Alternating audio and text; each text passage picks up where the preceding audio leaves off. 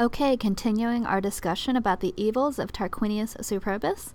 This is being recorded on site in the Bat Cave. Latini non repugnaverant, quamquam in eo fuegere res Romana superior erat. Okay, not so bad. Subject, adverb, verb, and then we have an although, which sounds like a concessive clause to me. Quamquam, of course, means although. Oh, come on, you guys are really good at these prepositional phrases by now. In eo fuedera, notice eo modifies fuedera. Okay, res Romana here is the subject of this concessive clause. The Roman state or thing, and this is just a simple linking sentence, was superior. Mors enim turni docebat potentiam Tarquinii ac periculum eorum qui resistebant. Well, this is not a surprise considering what we saw last chapter. Okay, our subject here is Mors. Who's Mors? Turnus's Mors. And docebat usually means to teach, but in this instance, I think perhaps show is better. And the direct object of docebat starts with potentiam. There's your accusative. And we've got an ac joining another accusative, periculum, and it goes like this. Notice we have potentiam. Who's potentiam? Tarquinius's. And periculum. Who's periculum? Those people's periculum. So we've got this nice little parallel construction going on. And then they give us a relative clause to talk about eorum, just like that. All right, keep going here. Tarquinius, quamquam injustus in pace rex fuit, ducem belli tamen non pravum se praebuit. Oh, this is interesting. So I guess he was a kind of a mean leader at home, but he was really good at war. But, you know, when you're going to be a leader of the world, you should probably have it all. Maybe be just and good in war, but they aren't there yet. So Tarquinius, we've got a quamquam, just like we saw up here, another concessive clause. Although, I wonder where that one ends. Oh, it ends at the verb here. Although, injustus, that of course is talking about Tarquinius. And then in pace, prepositional phrase. So although he was a injustus rex, in peace, ducem, okay, that is accusative. I wonder what's going on there. Ducem belli, a leader of war. Tamen non pravum se praebuit. Oh, okay. So we have another one of these factative sentences, except Tarquinius is doing it to himself. This is interesting. Let's see how it goes. We've got the subject, Tarquinius. Praebuit means to furnish, and he furnished or proved himself. That's a direct object of praebuit, and he proved himself, and that takes another direct object with it. He proved himself to be what? Non pravem ducem, a not bad leader. So we've got the nominative, the verb, and two direct objects, another factative sentence. Okay, keep going. Is primum cum Volskis bellum gesset et magnum praedum capit. Okay, is, of course, refers to Tarquinius. What did he do first? Well, he did it with those guys. And here's our direct object of what he did it to. And then here's a verb. By now, you should be familiar with the phrase bellum gerere, to wage war. And we've got an et there, and it's joining gesset and this other verb, capit. And what else did he do? He took this direct object, magnum praedum. There. In alio bello cum gabios, vicinam urbem vi capere non passet, fraude ac dolo per filium suum sextus Tarquinius aggressus est. Okay, look, we've got a prepositional phrase, in some other war. Now, this is interesting. Is it a war with the Gabii? Well, that couldn't work because this Gabii people is not ablative. Cum takes an ablative. So we do not have cum as with in this instance. It's either when, since, because, or although. And if you keep looking, there's nothing on the other side to make an although, so it's probably a when, since, or because. So we're going to bracket off this cum clause and figure out as we do context. Okay, so we're introducing a cum clause, and that's going to end here at that subjunctive verb. Okay, Gabios is not people, it's the name of a city. And according to the author who has given us a phrase to describe it, it is a nearby city. So this is all one direct object. When something about Gabios, a nearby city. Oh, here it is. We do not mix this up with the word for man. It is not weir. This is from wis, which means force. It is the irregular noun. We'll even write that there. Wis, we, irregular, nasty. And that's the root of the word violence. So something about with violence. Capere non passet. So when he couldn't seize what? The city with force, what did he do? Fraude ac dolo. Oh, look at those nice ablatives joined together. So with treachery and a trick, and we've got a nice prepositional phrase, through his own son Tarquinius, and then our deponent verb, aggressus est. So Tarquinius is the subject. He aggressus est. What did he aggressus est? The city. How? With this stuff. Through this guy helping him out. So what does that tell us about this cum clause? When he couldn't get the city, he used a trick. Since he couldn't get the city, he used a trick. Both of those, I think, would work out. Because he couldn't get the city, he used a trick. All of those things answer the question, why did he use a trick, which makes it a causal clause, not just circumstantial, but it actually gives us the reason why he resorted to the trick. Sextus enum, filius Tarquinii, qui minimus ex tribus erat, transiet Gabios, crudelitatem intolerabilem patris vehemeter quaerens, atque adjuvare Gabinos adversus eum policanes. Okay, so this sentence describes the sneaky trick. Okay, this guy, Sextus, and here's a phrase in apposition describing him. He is Tarquin's son, and apparently Tarquin had 3 sons, but Sextus gets this nifty relative clause specifically saying who from the 3 was minimus. I don't think they mean the tiniest, but probably the youngest out of the 3.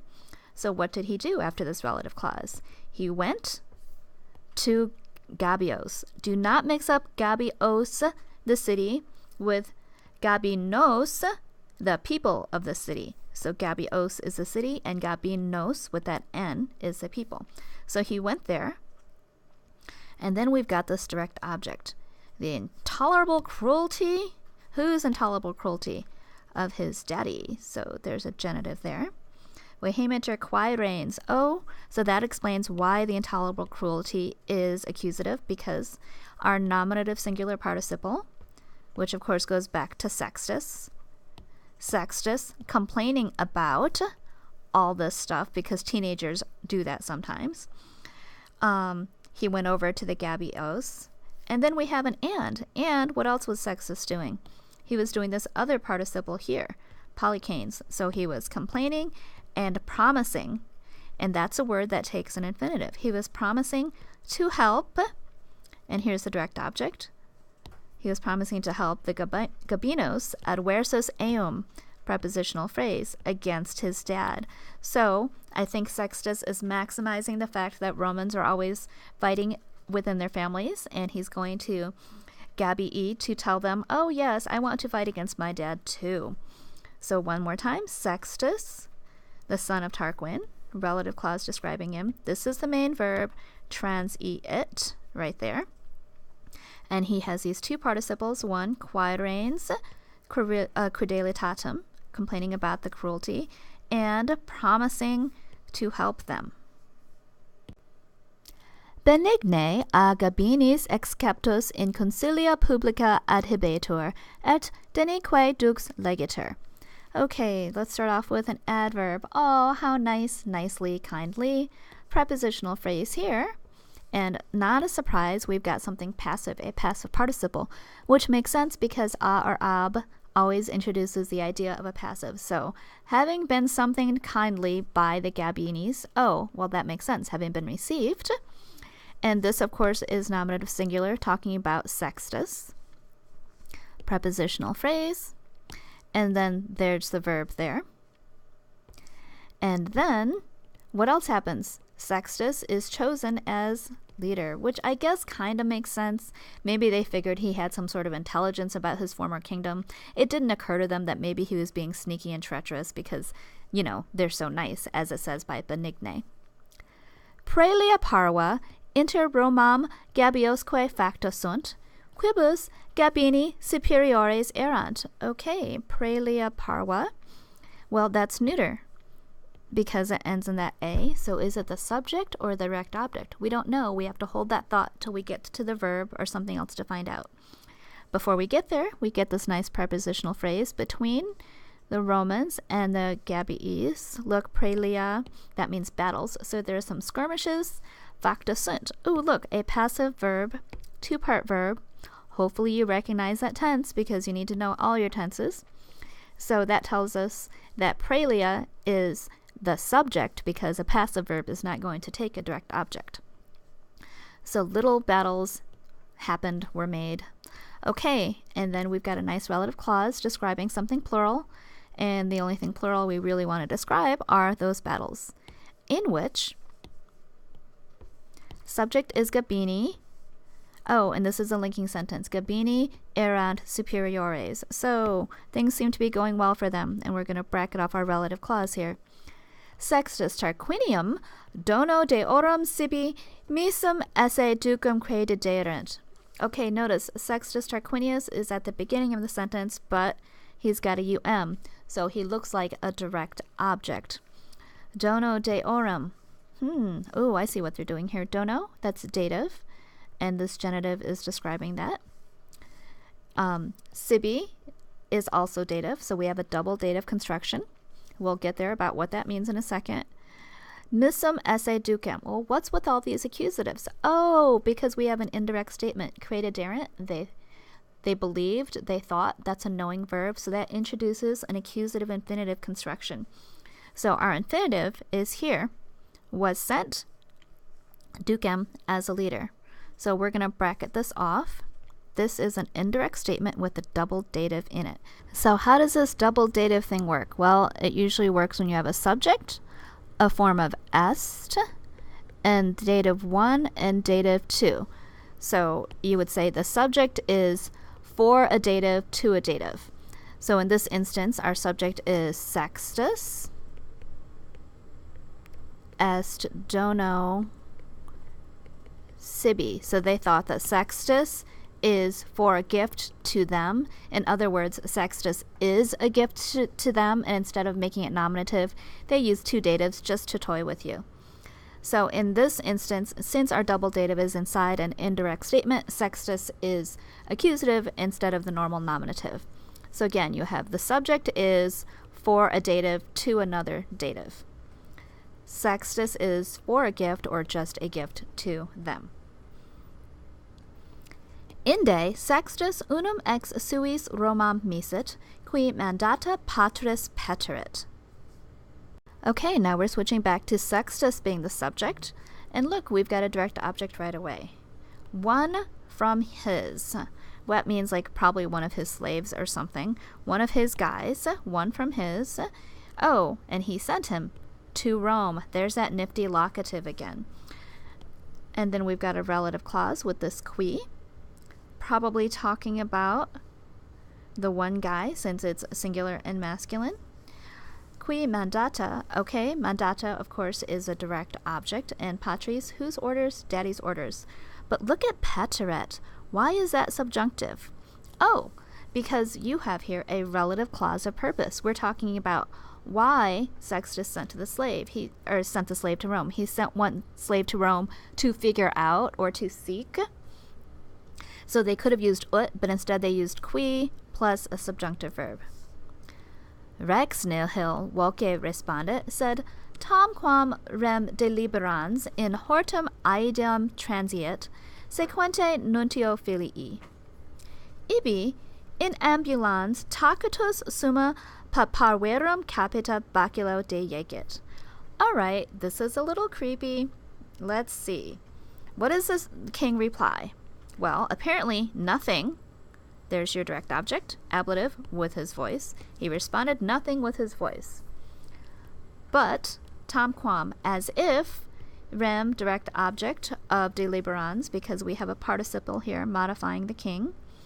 So as if, thinking about this rem, And then we have a prepositional phrase.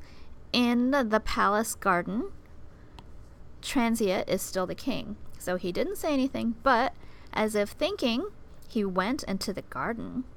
That's weird. Sequenti nuntio filii. Oh, what do we have here? I see an ablative participle and an ablative noun, and of course you guys recognize that. Filii modifies nuntio. I'm not even going to tell you what kind of construction that is because you guys are like, yeah, Mrs. Han, we got this. So with that guy doing that, there in ambulans, we're still talking about the king. And S, right? Nominative singular. And so he's not walking and he's quiet. Well, but he hasn't answered the question. What am I supposed to do, Dad? What did he do? Summa capita papaverum. Okay, summa modifies capita. Papaverum also does. So we're talking not the highest heads of the poppies, but probably the top of the flowers. What about the top of the flowers in the accusative case? Because that's our direct object. Well, whatever he did to the tops of the flowers, he used his stick. Oh, he did yank it. Well, that's weird. He popped off the heads of the flowers with his stick. That's an interesting response. And that reminds me of the little bunny foo-foo story, hopping through the forest, scooping up the field mice and bop them on the head, except we're talking about the tops of flowers. Andrew says we should sing Little Bunny Foo-Foo together. Little bunny foo-foo, hopping through the forest, scooping up the field mice, bop them on the head. Nuntius, de fasos interrogando expectandoque responsum, rediet gabios remque miram refert. So, what's the reaction of the messenger seeing the king popping off the heads of flowers instead of bunnies? Nuntius, de fasos, of course, modifies him. Why is he tired? Oh, he's tired because he's tired from these gerundives. Tired from asking and waiting. Tired out by that thing. Waiting for what? Waiting for this direct object. Waiting for a response. Go figure. So what did he do? He went back. And there is your direct object. Remque miram. Miram, of course, is funky or strange, and yeah, he reported the strange, funky thing. Sextus intellexit quid pater fieri velit. Well, don't worry, Sextus understood because he's probably used to his creepy dad. What did he understand? He understood this indirect question. Quid pater fieri velit. Fieri, I love that word. It comes from fio, which means to happen or to come about, and in the passive, that means to be done. So what his dad wanted to be done, Sextus got it, understood it, because maybe they walked around chopping flowers up together when they were younger. I don't know. Principes igitur civitatis variis criminibus necavit. Oh, this is what his dad meant. Principes, okay, nominative or accusative, don't know. Hold that thought and we'll find out. Therefore, the chiefs, of the state of Gabii, remember this place that took Sextus in because they thought he was revolting, with various crimes or maybe devious methods. Oh, look, Nick Howitt, we have a singular subject. So that tells us that Sextus is a subject of Nick Howitt, so Sextus Nick Howitt, and that resolves Principes. Accusative. So that's what he meant by chopping off the flowers, chopping off the heads of the people. Res gabina ita spoiliata, concilio auxilioque regi Romano sine certamine gravi traditor. Okay, so this is the state, that state, and then here's a participle describing it. Okay, concilio auxilioque, notice they're joined together by the que, those are two ablatives. Do not mix regi. Don't confuse the case of that. This is third declension, rex, regis. So that long I is dative, singular, not genitive, which is convenient because we have Romano here. So we have a Roman king in the dative case. Another prepositional phrase, sine certamine gravi. So our subject is, this state is betrayed by what? By this, betrayed or handed over to whom? To this guy, without a big battle. Okay, so they conquered that place through treachery Gabiis receptis, Tarquinius ad negotia urbana animum convertit. Okay, I'm sure you recognize this because you see an ablative noun and an ablative participle, so we're going to translate it with this having been that. Tarquinius is your subject. Tarquinius superbus, probably. There is your prepositional phrase. Animum is the direct object, so it goes Tarquinius convertit animum ad negotia urbana. Primum templum in Monte Tarpeo edificare totumque montem Iovi dedicare constituit. Okay, we've got our direct object here, non-adjective pair, something about the first temple. Prepositional phrase, notice we have this infinitive, present infinitive. Why is it infinitive? I don't know, we'll have to hold that thought and see. Totem montem, we have another direct object here. Iovi, watch out, that's dative, not genitive. And then we have a second infinitive, dedicare. So we have edificare and dedicare. Oh, and this is why they're infinitive, because the constituent verb takes a complementary infinitive. So he decided to do this thing, number 1, and he decided to do this thing, number 2. So we have two infinitives with two different direct objects. Hoc templum pater jam antia voverat. Okay. Don't get tripped up. Hoc here is neuter accusative, and it is modifying the temple. So it looks like another direct object with the demonstrative adjective going with it.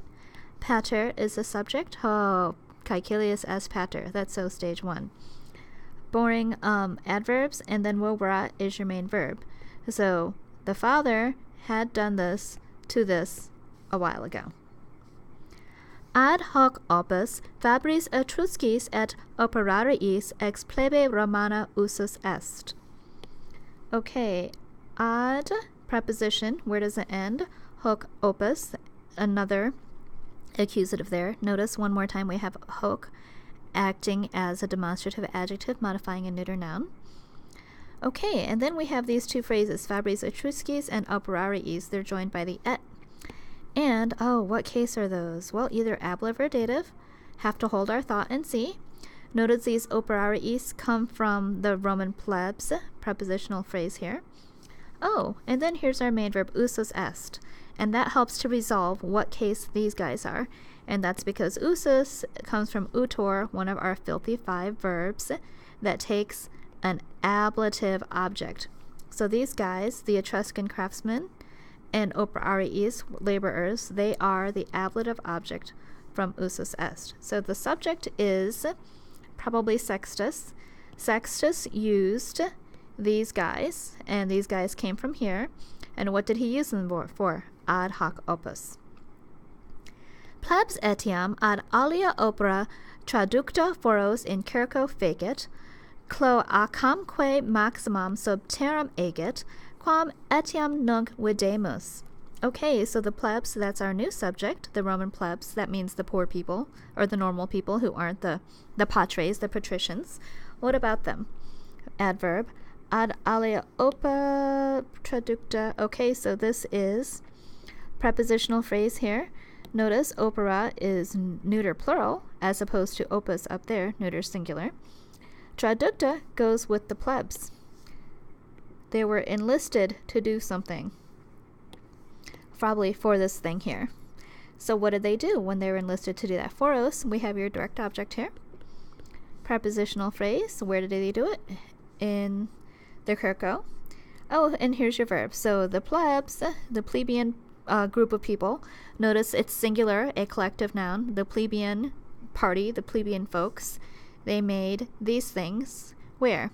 Here. And they also did something else. That's the purpose of this que here, to join the other clause. What else did they do? Well, whatever they did it to, it involved the cloaca maxima, which is accusative. That's your direct object. Something about a ginormous sewer. Oh, and they did it beneath the ground. And agit is the verb talking about what they did. They worked on, they made. And then we have this nice relative clause describing the cloaca maxima. Quam goes with the cloaca maxima. It's the direct object of videmus. And you know what? You can still, even now, go to Rome and check it out. That's kind of cool. Multi coloni signiam cerciosque misi sunt qui praesedia urbi essent. Okay, a bunch of colonists. What about this bunch of colonists? That's your subject. Signiam Kyrkiosque. These are locatives to these two cities. And then here's your main verb, misi sunt. And then notice we have a qui with a subjunctive verb. Do you remember what that does? Qui plus a subjunctive verb shows a purpose clause. Why were those guys shipped off to there? We could have ut, but instead we have qui. They were shipped there to be praesidia urbi, a protection, and then urbi is a dative of reference, a protection for what? For the city. Dum haec aguntur, portentum terribile visum est. Ooh, I wonder what this could be. Anguis ex columna lignea e lapsus, terrorem fugamque in regia fecit, atque ipsius regis pectus anxious curis implevit. Oh, this sounds exciting. Dum, while, oh, sounds like a temporal clause here, while these things are being done, what else happened? Notice temporal clause because it's talking about when, the same time. Portentum terribile, that goes together. Visum est is a passive verb, so your subject is a terrible something was seen. Notice that's perfect passive. And what does it involve? It involves, oh, a snake. Gotta love those snakes. That's nominative, so there's your subject. Ex columna lignea, so that's a wooden column. Oh, and then here, a lapsus. A lapsus is a participle modifying the snake. Notice it comes from elabor, which is deponent. So, nominative singular, perfect active participle. The snake having slipped from behind there, what did it do? Well, whatever it did it to these direct objects. Terrorem fugamque. So there's your direct object. We'll have to see what it did, but it did it to terror and a running away or flight. I wonder. Before you get to the verb, there's a prepositional phrase. So there it is. The snake made this. Where did he make it? Here. And what was he doing when he made it? A lapsus ex columna lignea. And what else did the snake do? We've got another connector here. Let's see. Ipsius regis, demonstrative adjective talking about the king. And that's genitive. So what is it modifying? Oh, here it is. It's modifying pectus. This is a neuter noun. It is from pectus, pectoris, neuter. So it's either nominative or accusative. Hold that thought and we'll see. Before we get there, we have some ablatives. Anxious cares. Oh, and then here it is. It makes sense. Would the chest fill something, or could something fill the chest? I think the snake up here, anguis, implevit, pectus, with what? With these things. Etaque Tarquinius, filios titum et oruntem, Delphos ad clarissimum in teres oraculum mitere statuit. So, what did Tarquin decide to do? Well, whatever he decided, he did it to his sons, and these are their names. Titus and Aaron's. What did he do to Titus and Aaron's? Delphos, oh, locative, to that place again. And we've got a prepositional phrase here. Notice it goes like that. Oh, and inside it we have another prepositional phrase. How weird is that? To the most famous oracle where? In teres. Oh, a nested prepositional phrase. Oh, and then here's your main verb, mitere statuit. So your subject is Tarquinius. Tarquinius decided to send filios, and then here are their names, and where? Here. And what's there? This stuff. Comes eis additus est Lucius Junius Brutus, ex Tarquinia, sorore regis natus. Okay, nominative here. So this is a new subject. Passive verb. Notice two-part verb, perfect passive there. And then this here is dative. So a companion was added to them. And who is their companion? Oh, very famous guy, Lucius Junius Brutus. Prepositional phrase from Tarquinia, and then this whole thing is an apposition describing who Tarquinia was. Here's a genitive talking about her, and natus, of course, is referring to Brutus. So it is Brutus, born from Tarquinia, soror regis.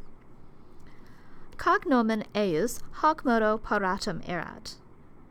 Rex eos principes civitatis quos timebat interficere solebat. In quibus fratrem bruti interfecit. Okay, so now we're talking about this nickname Brutus, which kind of means moron. Why would anybody want to be nicknamed Brutus the moron? Well, this story explains why. Cognomen eius, genitive talking about him. Hoc modo, in this way. Look, we have another two-part verb. By now, you should be rolling your eyes in boredom saying, yes, Mrs. Hahn, I recognize this is a two-part verb. Except notice it's erat, not est. So what tense is it? Not perfect passive, but pluperfect passive. So his name had been gotten or prepared this way. And now they're going to describe how. The subject, the king, something about eos principes, which are your direct object. What does the king do to those eos principes? We'll have to see. The chiefs of the city. But before we can find out, we have a relative clause. Quos timebat.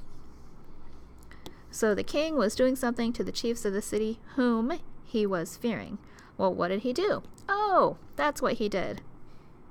He was accustomed to solebat interficere. So your main verb is rex interficere solebat eos, or eos principes. And then all this stuff describes eos principes. In quibus fratrem bruti interfecit. Okay, and then we have another relative clause.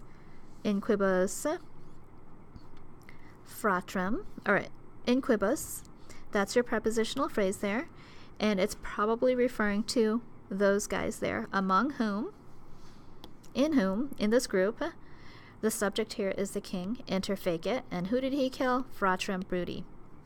So apparently Brutus's brother was considered a threat, so the king killed him, and now we're going to find out why Brutus decided to take this name, moron. Hic ut crudelitatem reges vitaret, consulto stultitiam imitatus, bona sua regem spoliare passus est, neque cognomen bruti recusavit.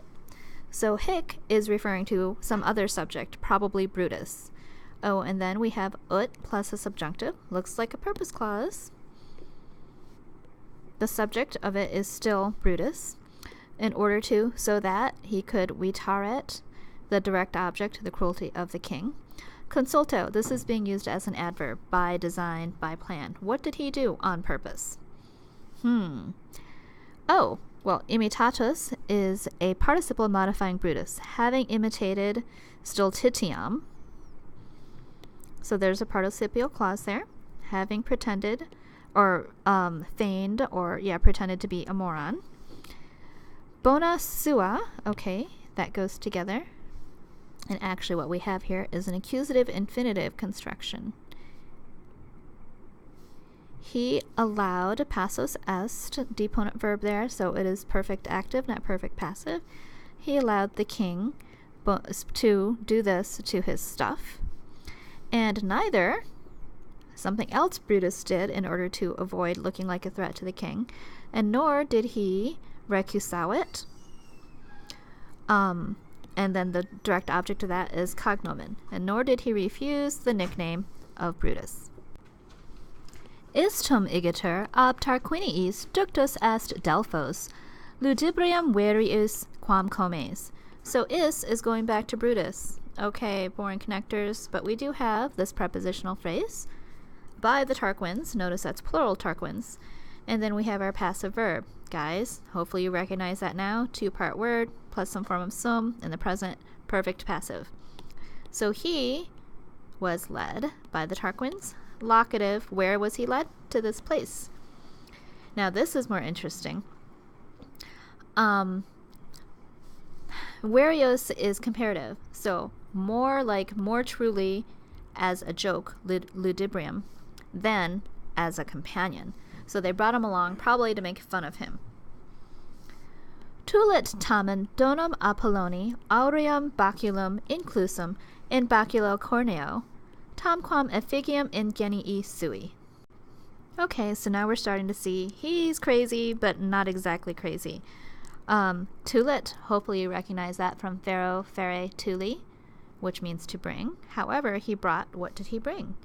donum. Well, that's a good thing to bring. Direct object, accusative. To who? To Apollo, because if you're going to visit a god, you should bring a present. And what kind of present was it? Well, it's an aureum baculum, which is your direct object, and it has a participle modifying it, inclusum, perfect passive participle, modifying the gift. It was enclosed in what? In this. So he brought a fancy gift to Apollo, but nobody really knew it. Tamquam effigium ingeni sui. And this whole general phrase modifies effigium. Postquam juvenes Delphos venerent, patrisque mandata confecerent, statuerent quaerere ex oraculo ad quem eorum regnum esset venturum. So after, oh come on, if you went to go see the oracle on a mission for your dad, you would probably do the same thing. What did they do? Juvenes, subject, Delphos, locative again, after they came to this place. And what else did they do? They confecerent the mandata, whose mandata? Of their dad, of course. They decided to ask. And who did they ask? Ex oraculo. And what did they ask? About which eorum is genitive, going that, which of them. And what did they want to ask? Well, if you're two brothers and you come from a history where the brothers are always killing each other to become king, maybe it would save you a lot of hassle if you just asked the gods who would be the next one. To which of them the kingdom would come. Notice that future active, you are there, but we've got the subjunctive thing going on because we're inside an indirect statement. They decided to ask, indirect question. From the oracle, that's why esse is subjunctive there. From the oracle, to which of them the kingdom would come. Vox verita est, imperium summum Romae habebit, qui vestrum primus, o juvenes, matrem abscilabitur. Really? I'm so glad I'm not their mother. Okay, let's see what the oracle replied. The voice, notice verita est, perfect passive again. Imperium summum. Okay, is it nominative or accusative? We will have to see. We have to keep going. But we know that Romae modifies it. The greatest power of Rome, habebit. Well, either the greatest power of Rome is going to have something or someone will have the greatest power of Rome. Probably makes sense for imperium to be the direct object. So the voice said, he will have the greatest power of Rome. Who? Whoever is in this relative clause. Who, of you first, oh young guys, will do this to the mummy? So you think they're going to stampede home? Let's find out.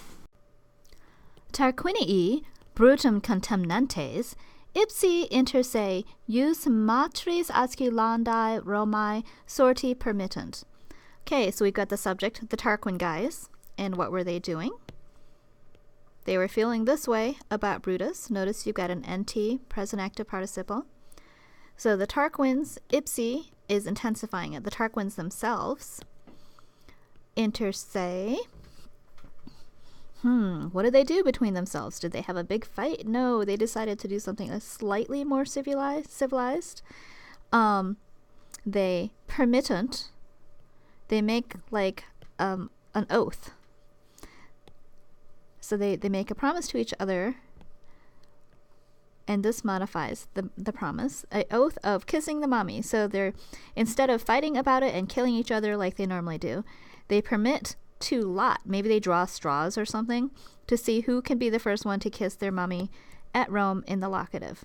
And they completely ignore Brutus. So the prophecy says whoever kisses mommy first gets to be king. They decide they're not going to kill each other, so they draw straws to see who's going to run home and kiss their mother first. And how does Brutus handle this? Brutus, qui alio modo oraculum interpretatus erat, cecidit terramque asculatus est, sci licet quod ea communis mater est omnium mortalium. So we've got Brutus as our subject, and we get this nice relative clause. Who, what? Let's see what he did. Alio modo, ablative phrase, in some other way, Interpretatus erat. Notice this verb is deponent. That's why this two-part verb is not pluperfect passive, but rather pluperfect active. Who had interpreted the direct object in some other way. What did he do? Kekidit. So he did two things. Number one, he fell down, and number two, another deponent verb there, asculatus est. And what did he kiss? He kissed the ground. Well, why would he do that? Because, obviously, ea communis, okay, linking sentence. She, the ground, is communis mater. Oopsies, that should go there. Communis mater. She is the common mother of omnium mortalium in the genitive case of everyone. So he's looking at it a different way. Redi erant inde juvenes Romam. So then we've got, oh yay, subject, verb, and then to Rome. All done with this chapter.